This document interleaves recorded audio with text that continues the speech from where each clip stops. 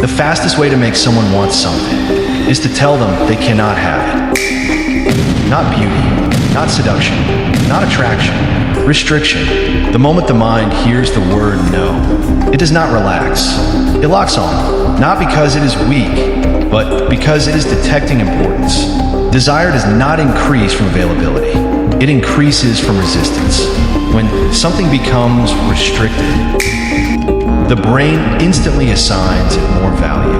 Not because it is better, but because it feels rare, and the brain is wired to protect and pursue what it believes is rare.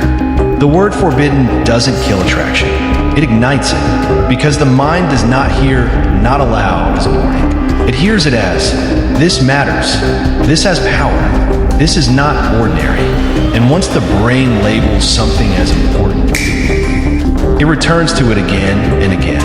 Restriction creates fixation. Fixation becomes obsession. When access disappears, attention intensifies. The less available something is, the more mental energy it receives. And the brain fills missing information with imagination. Imagination is not neutral.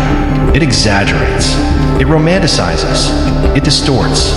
It replaces reality with fantasy. That is why forbidden attraction feels elevated. Not healthier, elevated. The mind secretly believes that difficulty equals depth.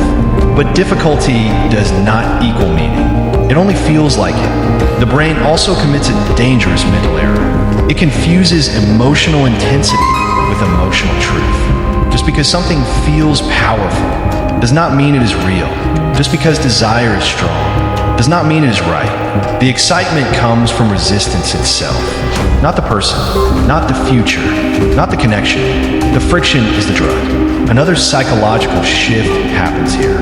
Forbidden things don't just pull your attention. They pull your identity. When the mind is told, you should not want this, it hears, then this must say something about who I am. Wanting the forbidden feels like rebellion, like freedom, like individuality. Desire becomes personal, not attraction, not curiosity, but self-definition.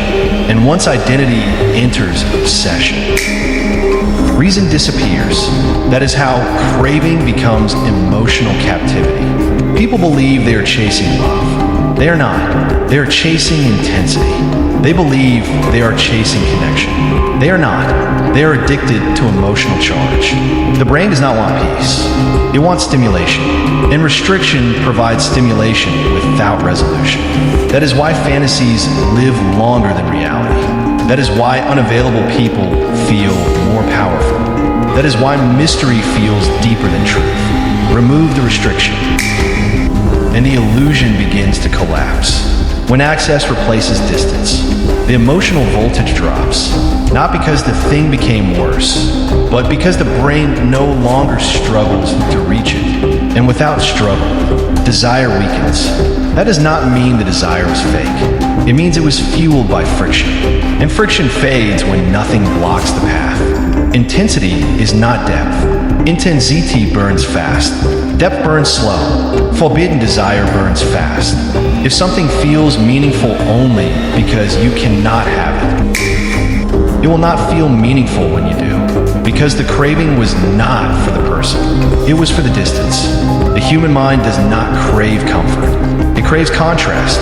It does not chase safety. It chases stimulation. And nothing stimulates curiosity. Like a locked door with a sign that says, do not enter. But now you understand the psychology. And understanding breaks illusion.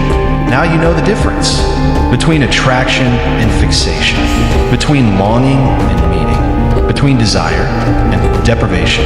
If this changed the way you see attraction, type forbidden in the comments. Subscribe to Mind Depth for psychology that does not flatter you. It challenges you.